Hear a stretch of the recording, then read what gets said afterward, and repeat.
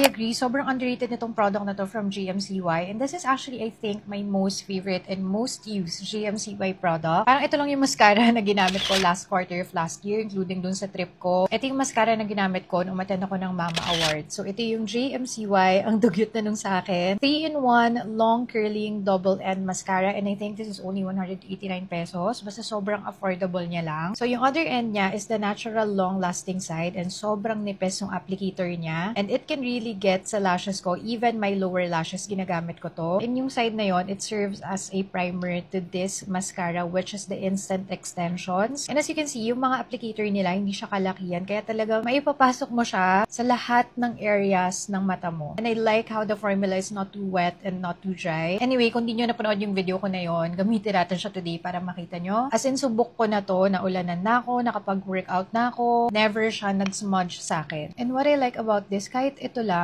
I use this on its own kahit without yung other end if I want a more natural look and if gusto ko na lifted lang talaga yung lashes ko. Like see, one coat pa lang yan and again, without the mascara itself. And naka-help na rin siya with the volume and length. So yan, on days na gusto ko for everyday lang, natural look, okay na ako dyan. But I want to show you when it's coated with this one. And again, super love ko na hindi wet yung formula niya. Hindi niya nakaklump yung lashes ko. So that's one layer. Again, tignan nyo naman yung difference. This is without and this is with. And I like how ang neat nung pagka-volumize niya sa eyes. And naalala ko, ito yung ginamit ko from my flight here sa Manila to Osaka. Ay nakusot-kusot ko na yung mata ko and all, pero hindi talaga siya nag-smudge. Actually, isa sa claims nila na 72-hour long lasting daw to. Although hindi pa naman ako nakapagsuot ng mascara for 72 hours, but it's good to know. And ayan, o diba, akala mo naglagay ako ng mga false eyelashes or cluster lashes. And isa sa strengths itong mascara na to, magaan yung formula niya. So, hindi niya talaga nabababa yung lashes mo kahit nagbibigay siya ng volume. Just to show you, wear test ko siya throughout the day. And papakita ko sa inyo yung itsura niya upon application like right now and at the end of the day. Kasi talaga to sa mga mascaras na matapang akong dalhin with me when I travel kasi alam ko kahit ano yung weather, kahit gano'ng katagal, kahit ano yung activity ko, never ako magpapanda eyes, hindi babagsak yung lashes ko, and hindi siya magsasmudge kahit makusot ko pa yung mata ko. And again, this is one of my most, if not my most affordable mascara. Tapos you get basically 3 mascaras in one kasi you can use them individually and together. So yes, this product deserves to be known. It's such an underrated product from GMCY.